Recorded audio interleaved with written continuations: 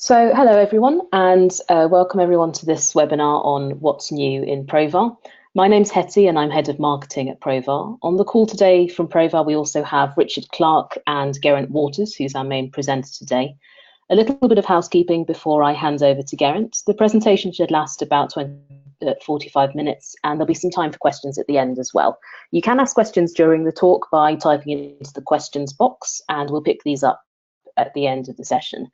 The session's also being recorded, so I'll send a link around later on so that you can watch the presentation again. And finally, I'd like to just make a quick plug for our next webinar, which is in April.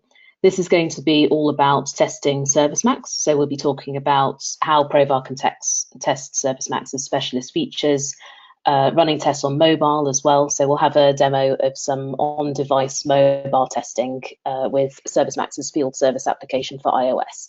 So this is new for us and quite exciting, promises to be a great session. So if you'd like to register for that, do sign up. The link is on screen and it's provartesting.com/ServiceMax-webinar. That's it from me then, so I'll hand over to Geraint. Thanks, Hetty. Hello, everybody. So yeah, what we're going to go through is really just an overview of Provar to begin with. We definitely got a mix today of experienced Provar users and also sort of new to Provar, so I don't want to lose anyone at the beginning.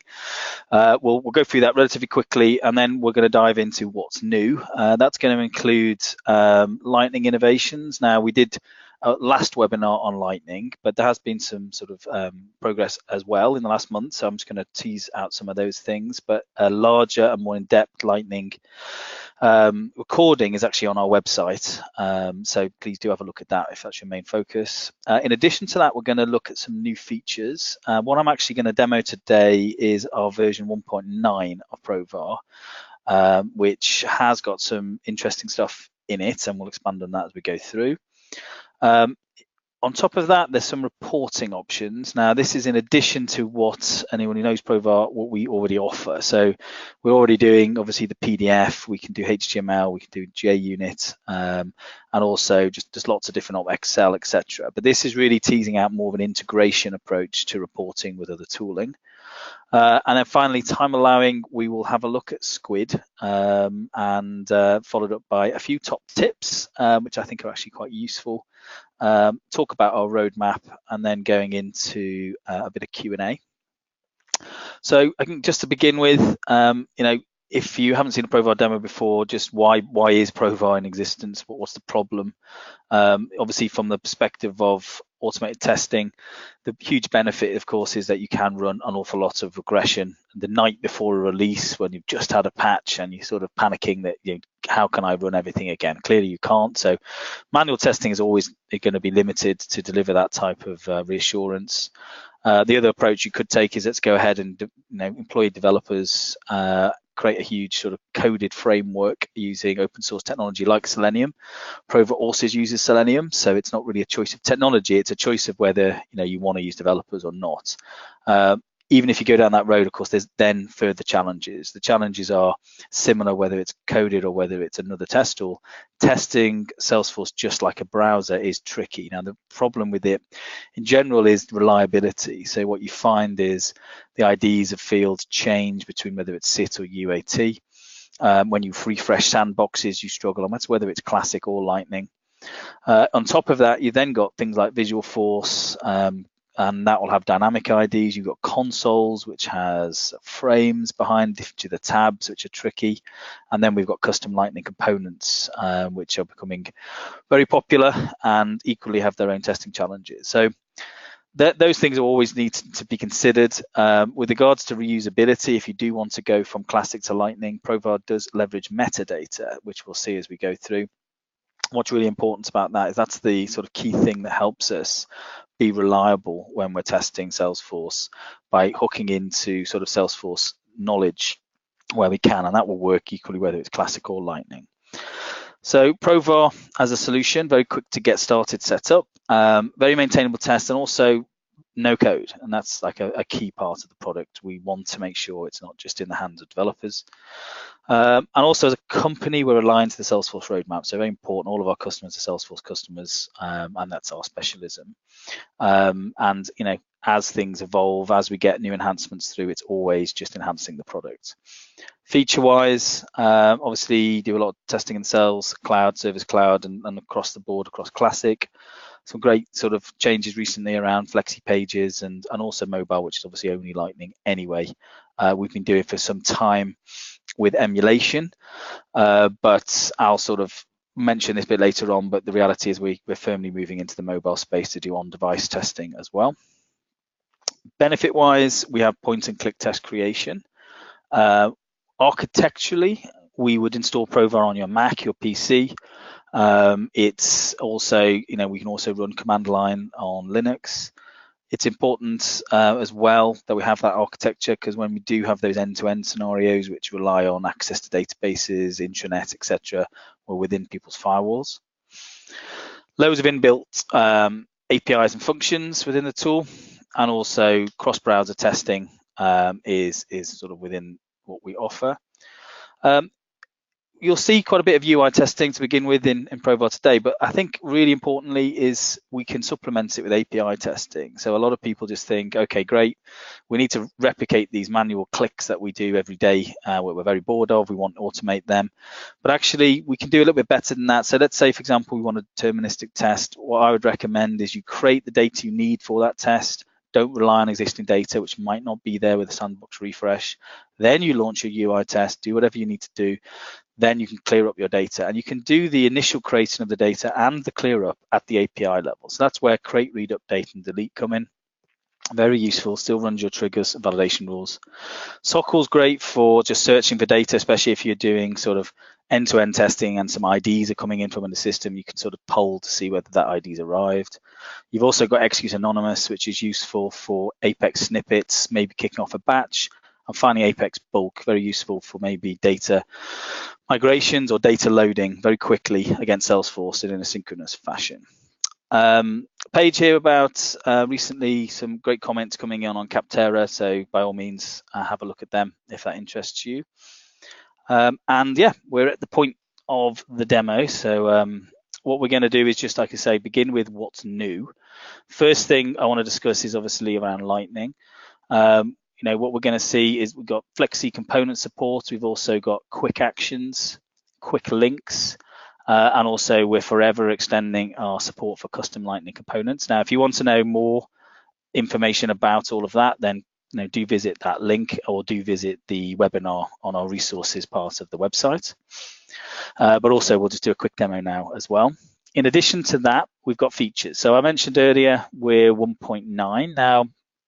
To the experienced Provar user, you'll see a new test builder and it will look just like the old one. But the reality is it's completely on new technology. So it used to be a Chrome application, which is at some point in time going to be deprecated. So we've moved to something called Electron.js. From an end user perspective, the advantage of that is speed. It's much, much quicker when we're mapping and authoring, which is great. And also from a Provar roadmap perspective, it also allows us to do the mobile test authoring. So it means that we'll see test builder, but when we come to mobile, we're not going to be sort of displaying what's on a mobile within Chrome. We're displaying an emulation of what we see on the mobile for test authoring, and we'll do that with, again, this Electron technology. So it's all very future looking, and you'll have a look at that now. The other things I just wanted to point out, now some people might be aware of these and some people not, but they are relatively new features. What we've got is asserting labels, for example.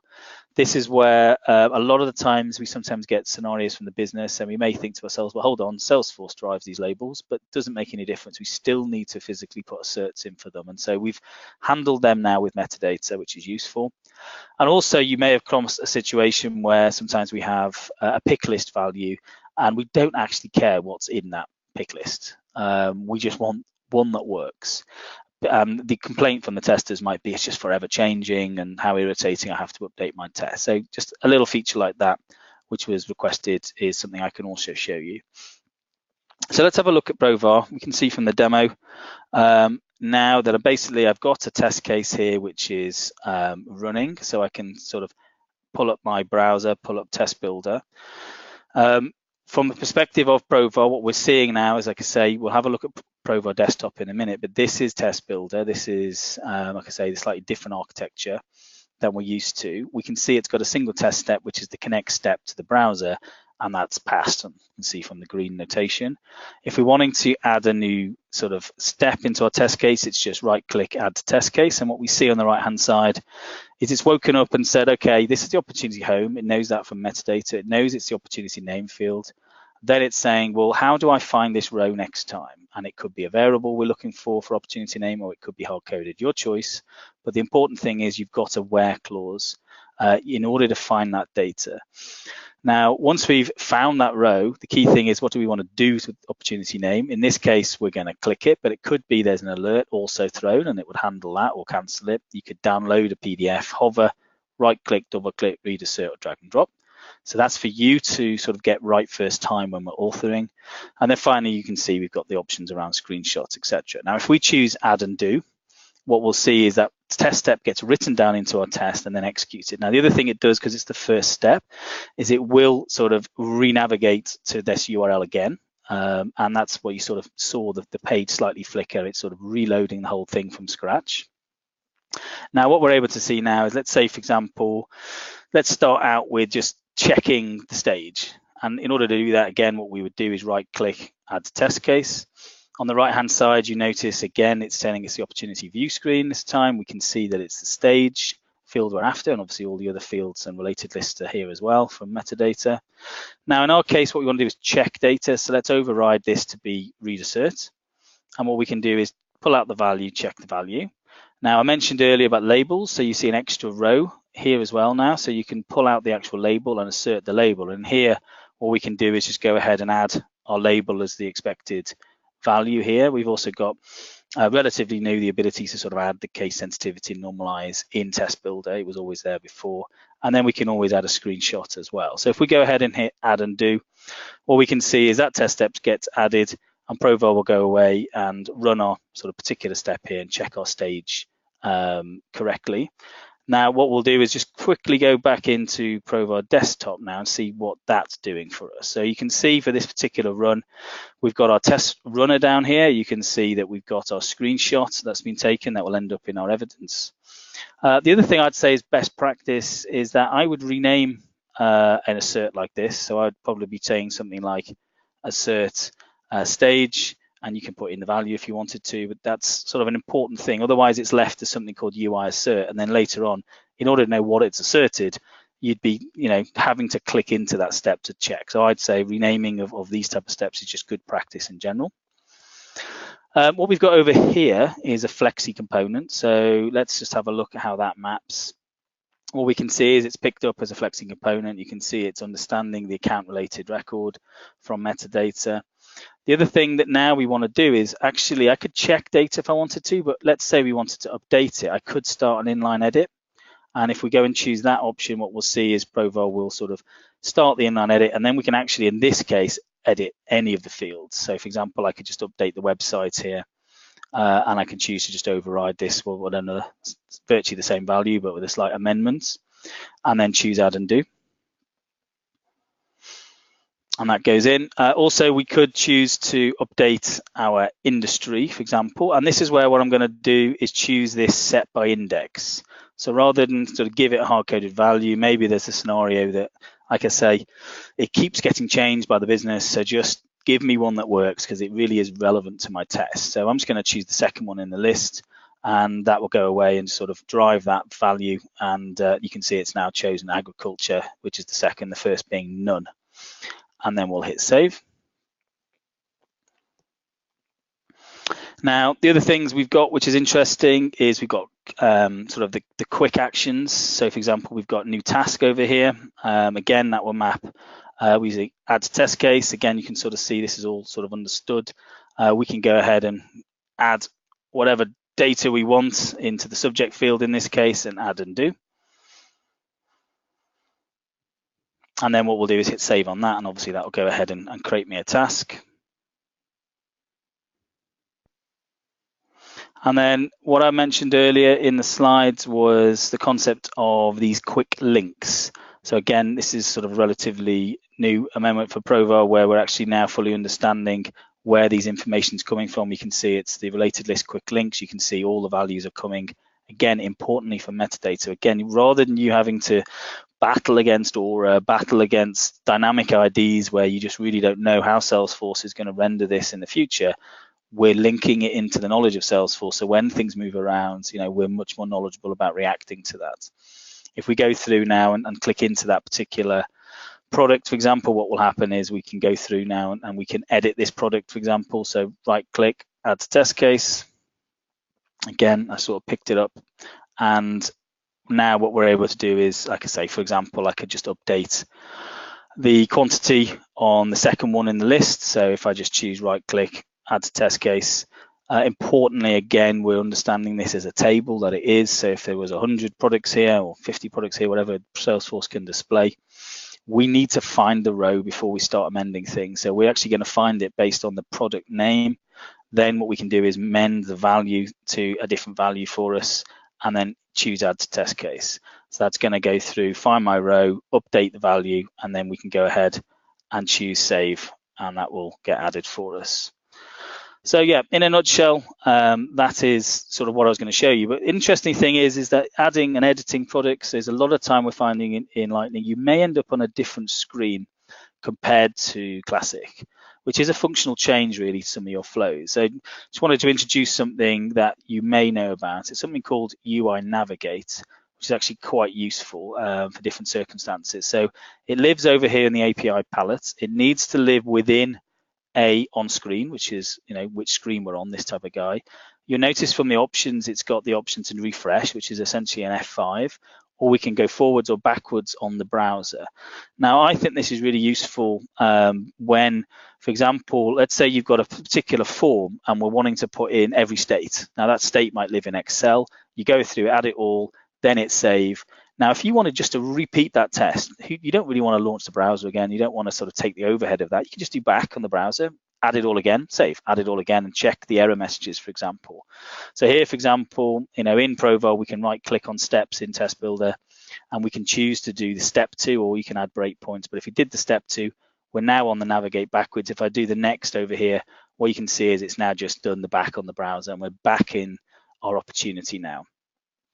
So I know that was a relatively quick flow through a Lightning test, but hopefully that shows you a number of things. But one thing I personally am enjoying, I just think the test builder is an awful lot quicker as a user experience, and so hopefully you'll look forward to getting your hands on that.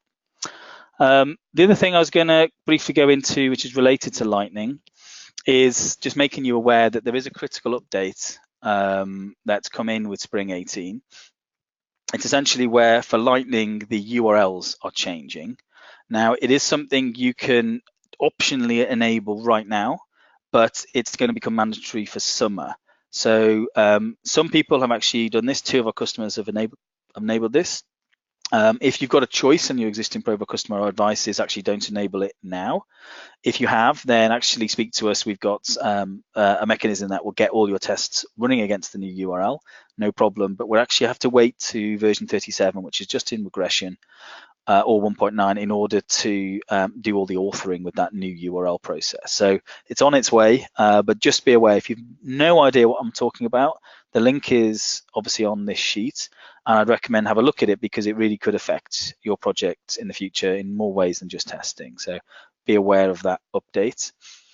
Right, next I was going to talk about reporting. So I mentioned earlier that there's obviously plenty of ways of reporting already in Provar, and they're all great, but we're now going to move into a sort of a nice sort of opportunity to look at where Provar is trying to take reporting. So let's say, for example, we're inside Salesforce, we're in Agile Accelerator, we've written your custom app, or you might be a Flowsum customer. You may want to actually trigger Provar tests from within Salesforce. Now, the way that would work is you would set up a remote API request. We're just setting that up with the documentation as we speak, and that's going to allow us to easily call sort of Jenkins with the web service approach. Now, Jenkins and Provar work nicely together already. If that's unknown to you and you've got no idea what I'm talking about, then again, I'm going to refer you to a previous webinar where in depth we've really set up Ant, Jenkins and Provar and JUnit output within about half an hour on that webinar, and I think that's the place for you. However, if you take my word, what happens is Jenkins is typically used as a scheduling process for kicking off Provar at the command line. The Ant would essentially tell the process, what do we do? So which test do we run? Which browser are we running? Which screen resolution? How do I do my reporting? That's what Ant's delivering here. And then Provar runs at the command line and kicks off its tests. Now, the other change here is that we've already been creating test results back in HPALM, etc., but we've now got on its way a sort of custom application, so a managed package that you'll be able to install, and that will actually give us dashboards and information about Provar test execution back in an org. So typically it wouldn't be the org you're testing, it might be another org you've got that you're typically using for some sort of MIS, but I'll show you how that looks now. And also the other options are that we can sort of write back to JIRA, for example, and again I'm going to show you how some of that works right now. So this is a screenshot of our sort of Provar test execution application within our managed package. Now, the key thing about it, like I say, is it is beta in April. And if you are interested in getting sort of early on that adoption, then please contact us and we can certainly include you, and it would be great to get some of your feedback. So let's have a quick look about what I'm on about with all this sort of reporting. So if we go ahead and have a look, again, from a Provar perspective, if you're new, all our test cases are living over here in Navigator. We can see I've got a folder here called Manage Package. So I just want to describe to you what's happening in these test cases. So what you can firstly see is I've got a test case here called .setup. Typically test cases are called .test case, but if you look here when we do a new test, you get test case option setup or teardown. To explain what that is, setup is something that would run once. If you kick off a whole folder, that would run once, then it would run all the test case executions. Then finally, if you do create a teardown in that folder, it would run teardown once at the end. So that's the logical setup. Here we've actually chosen to use setup because we need to create a test suite before we begin. So you can imagine that's your sort of full execution run, and then inside that suite is a number of test cases that have run. So in this case, we only want to do that once. That's why it's in a setup test. If you're interested to know, where these objects are coming from, so this thing called test suite, you can always see these objects like any other objects in Provar using the org browser. So at the bottom here, you can see we've got our test suite execution. You can see its data. If you want to sort of create this test, it's just a drag and drop into the test, and you can do create, read, update, and delete, and sock all queries, for example. What we can see is, like, obviously it's pre-configured here, so we'll move on. You can also notice that when we create it, we're passing in things like now. Now is just, for example, a keyword that just means a today and timestamp. The next thing we're going to do is actually run a couple of tests. The first test is going to fail, the second test is going to pass. So it's very, very simple. We've kept it nice and easy. Then what happens is we need to call our managed package. We need to update the managed package at the end of the run. Now we're using something called a finally. Finally is just good practice. The reason for that is because if you look at this test case, if you're running via Ant, if you're running a huge batch, skip on error becomes important. So to begin with, what it's saying is if you hit an error, if I chose skip, it would just stop that test, move on to the next test. If that had an error, it would stop that test, move on to the next test. So you don't waste any time doing steps that are following an error. If you choose continue, it will run every step regardless. So that's your choice.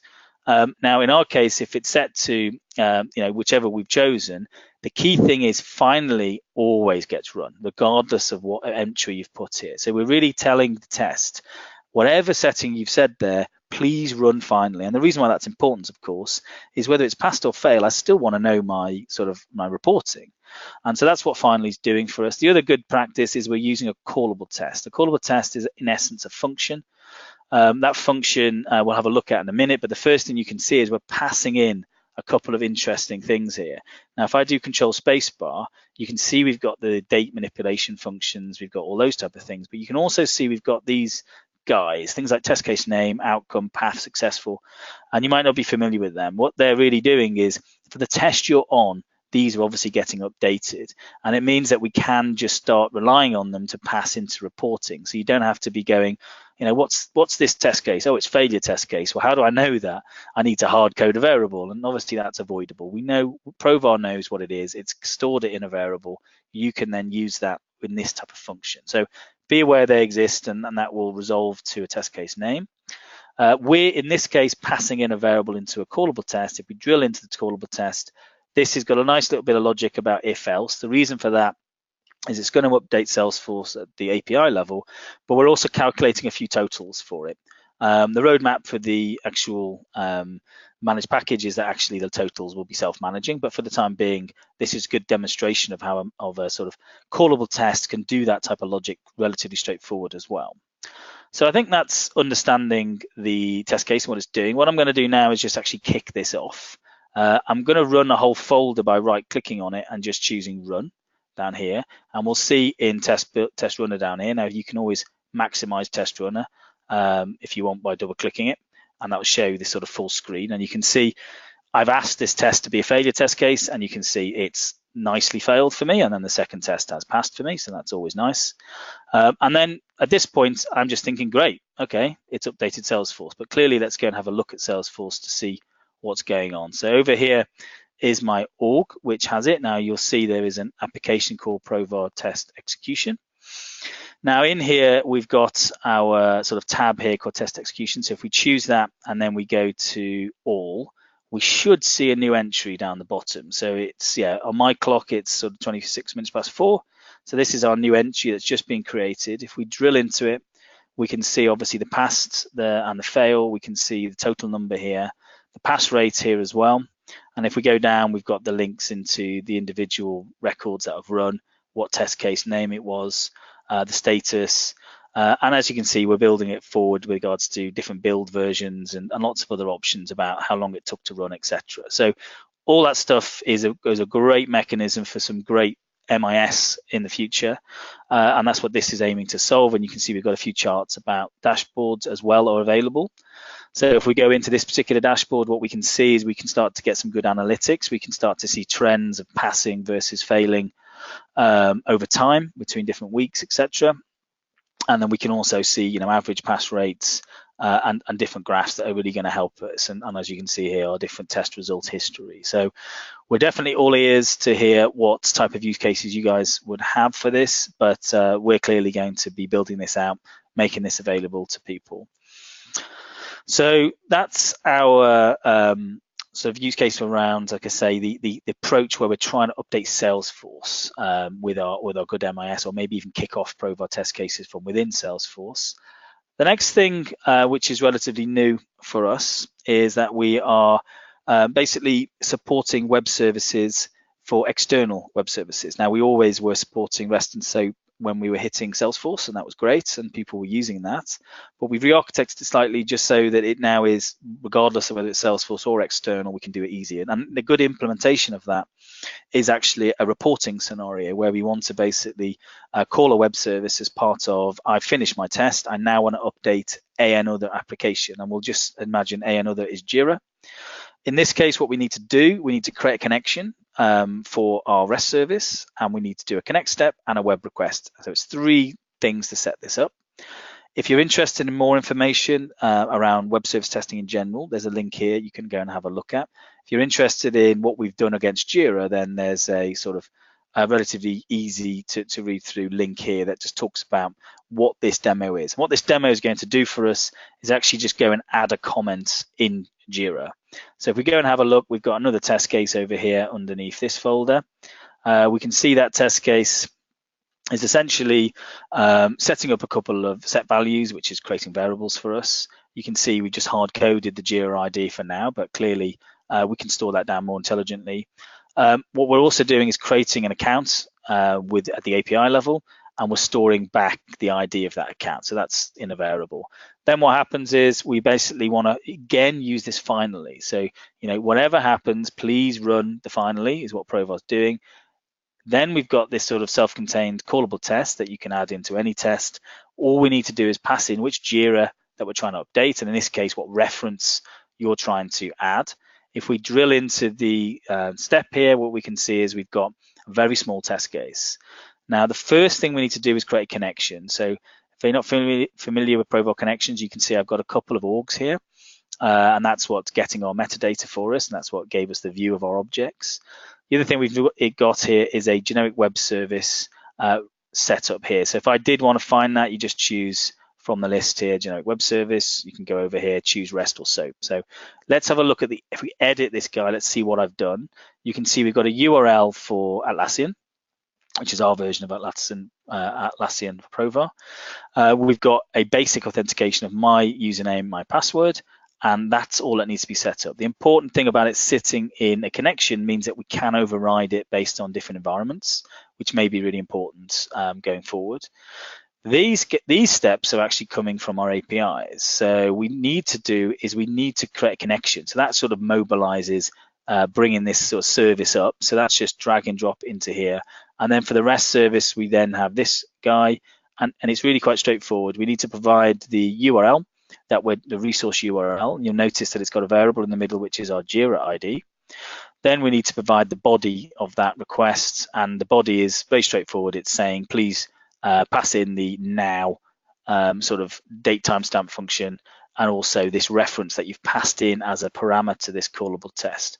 Again, if you're trying to parameterize this type of string, it's control space bar, and what you'll see is these sort of variables are available to you because they're known about as a parameter to this callable test here. So let's give this guy a run as well, and let's see what we can learn from that.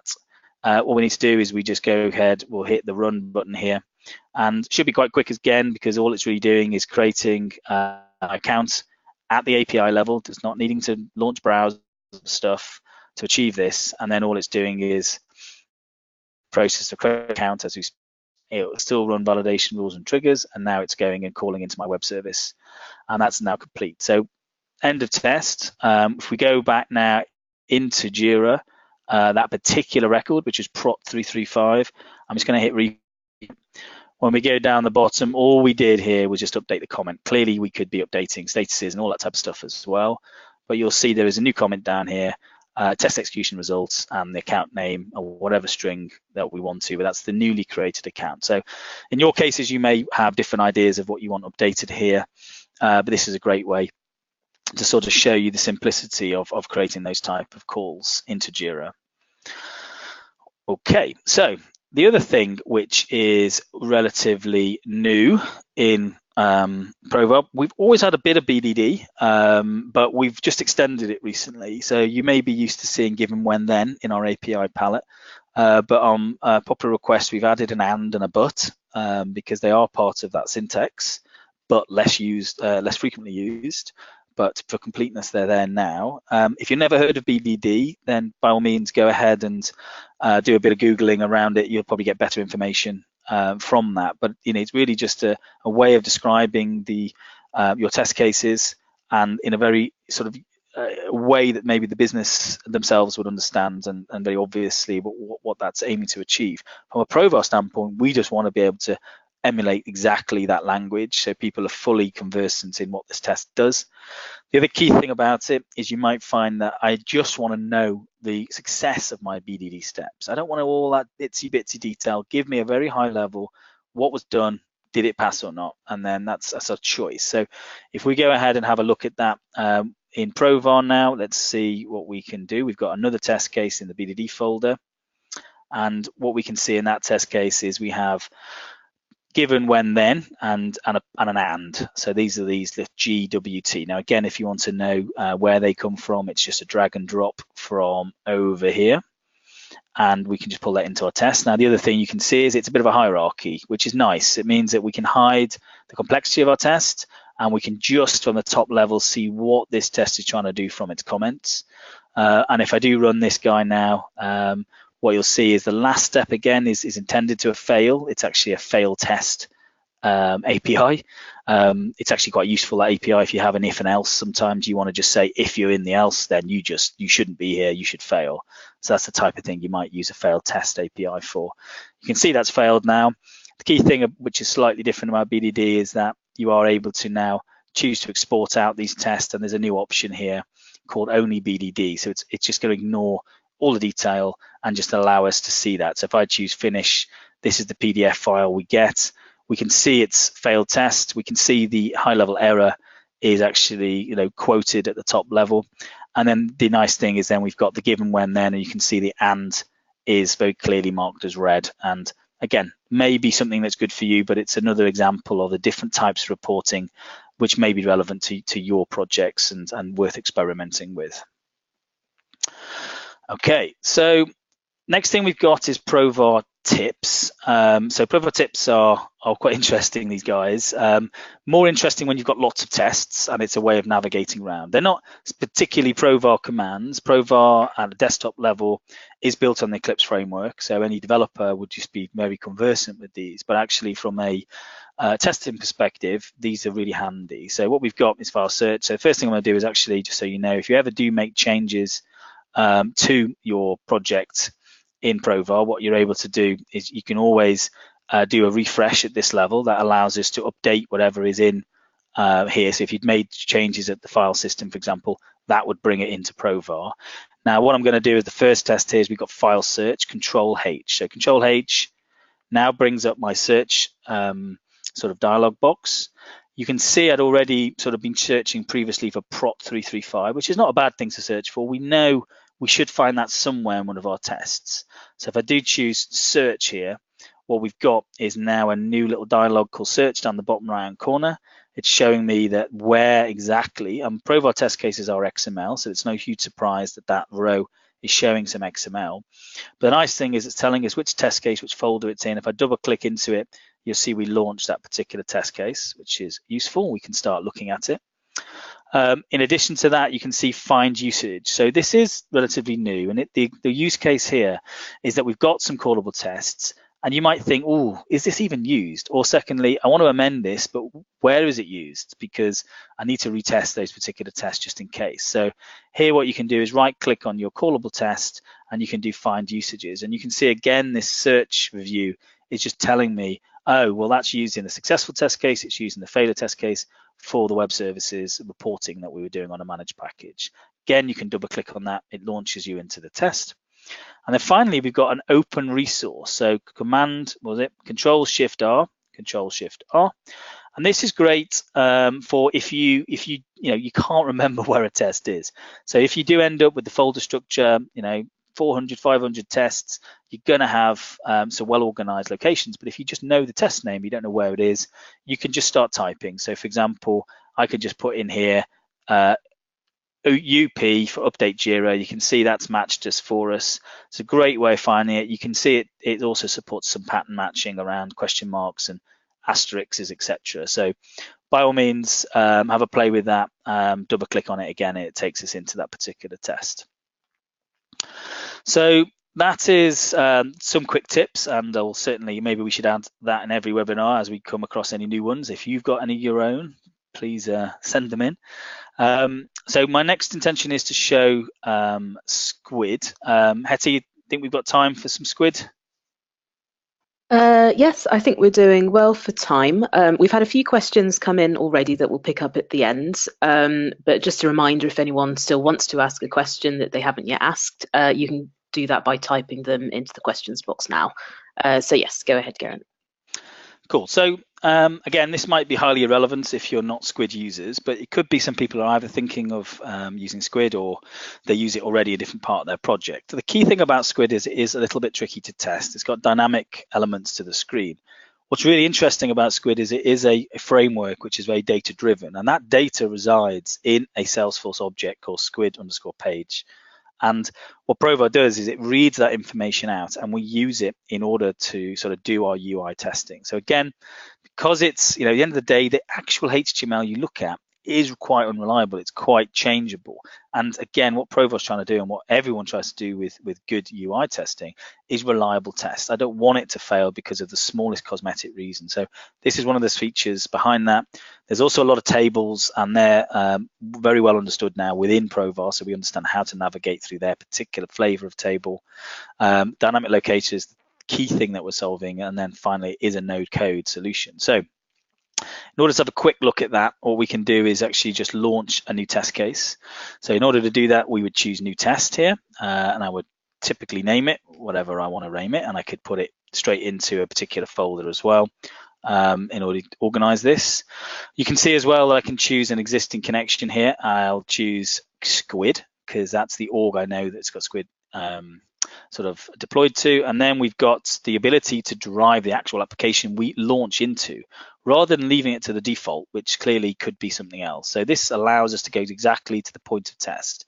Now when I choose finish here, what's going to happen is you can see on the right hand side, test builder is obviously waking up, telling me what's going on, telling me I'm launching Connect, which is in essence going to raise my browser. But the other thing, like you say, you're going to see it launch straight into where we want to test in order to sort of be much more efficient. So here we go. We're sort of into Skuid, and we're going to go over to a tab on the right hand side, which has got some of the Skuid screens called account information. Now, when we start testing Skuid, what you'll see, it's very typical that you can't just edit the fields directly. What you're needing to do is actually, if you look in here, do an inline edit. So if I right click on the account name here, add the test case, what we see is this is telling me it's a Skuid UI layout. It's telling me it's the account name, but again, it knows that. You can see all of this stuff is Skuid information coming from Salesforce. So it's very interesting data-driven approach to testing it. Now, in case we want to actually do a start inline edit against the account name, that allows us to update it. So that's going to put it in edit mode, and then what we're going to do as a second step is actually make that update. So we right click on here, and what we're going to do is sort of change this to a slightly different value and add and do. That updates it, and then we can hit save. The other typical use case in the case of testing Skuid is, again, tables like this. In this case, you're probably used to seeing this now. You've got this where clause. This is saying I want to hit the edit, and I want to, well, the click is this operation here, but this is the operation, this is the field it's going to do it on. But which row? Because clearly we might want to update each of them independently, but in this case, I want to edit the top row, but you could choose row number 1 if you wanted to, but this is much more accurate. If I go ahead and add and do, it will put that row into edit, and then we can actually just update the description here and add a different value again. That just happily updates that. Again, it gets it very precisely the right row, and then we can go ahead and hit the save button, for example, and add and do. So that's very quick Skuid demo, but interesting if you're using it. So what we'll do now is actually have a look at some roadmap items. So roadmap is very interesting at the moment.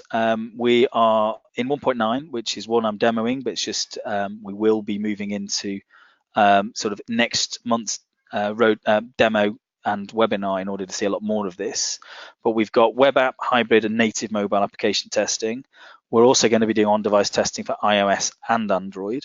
And then on top of that, once we start moving into the on-device testing, I think the demand for cloud execution is a bit more forceful. The reason for that is people don't generally want to have, now if, for example, in the case of ServiceMax, people tend to use a lot more iPad, then that's fine. Maybe you invest in an iPad. But if you're trying to do every permutation of an Android app, there's lots out there, then that's where you might want to benefit from a cloud execution platform, something like BrowserStack. So that's something we're making available very easily within the tool. So all of that stuff's coming. The other thing that we will do a deep dive in, but a bit of a sneaky preview now, is ServiceMax. Now we're partnering up with sort of ServiceMax directly on this solution. And what you can see is all the different things we're going to be supporting. Importantly, the FSA mobile. Again, if you want to sign up to that webinar, then that's the link. But a sneaky preview of what you'll see is essentially when we start testing the FSA mobile app for ServiceMax, the left-hand side you can see there is the emulation. So this is this thing about our new architecture for Test Builder. It allows us to view what's on the device. And why that's really interesting is because we can then actually do this process of add to test case. That is actually going to be generating locators for you. So anyone who's done mobile testing before hopefully will appreciate how complicated it usually is to find out what is the locators. How do I know what the locator is for this field? It's a really convoluted process, whereas you can see here, we're driving it, you're showing you the mobile device, and you can see what's on there, and then it's just a right click on these elements to say, giving you the usual approach to less technical locator development within Provar. So here's the sort of initial starting point where you mess around with calendars in ServiceMax, and then this is another example of just a pop-up and Provar sort of managing that pop-up for you. So hopefully that's a taster for what's to come. In addition, just to sort of wrap up for me really, if you are a sort of new to Provar completely and you've never had a POC with us, then please reach out to us. We do provide a free of charge proof of concept for 2 test scenarios. You just need to provide us access into your sandbox or dev org, and we will work with you on that. And as a sort of wrap up, if you want to learn more, if you are existing customers, then please do let us know if you're not part of the single sign-on at the moment. You should be. That would give you access to downloads, give us access to sort of roadmap and the ability to raise enhancement requests, that type of thing on our portal. If you don't have one and you should have one, then there's the email or just write to me. If you're brand new to Provar, please just get in touch if you like what you see. And yeah, that's it from me. I'm going to hand back to you, Hetty, to sort of answer any questions that have come in. Brilliant, thank you, Geraint. So just checking my screen, I think that's all the questions that we have today. So I'd just like to say thank you again to Geraint for the great presentation. As I said at the beginning, this session is being recorded, so I will send a link around to that video and to Geraint's slides as well once we've uploaded. We'd love to hear any feedback that you have on this webinar, so please do share your thoughts and comments with us. So thank you again to Geraint for presenting and to Richard for the questions, and thank you to all of you for coming along. Hope to see you again soon. Bye for now. Thanks, Hetty. Thanks, everyone.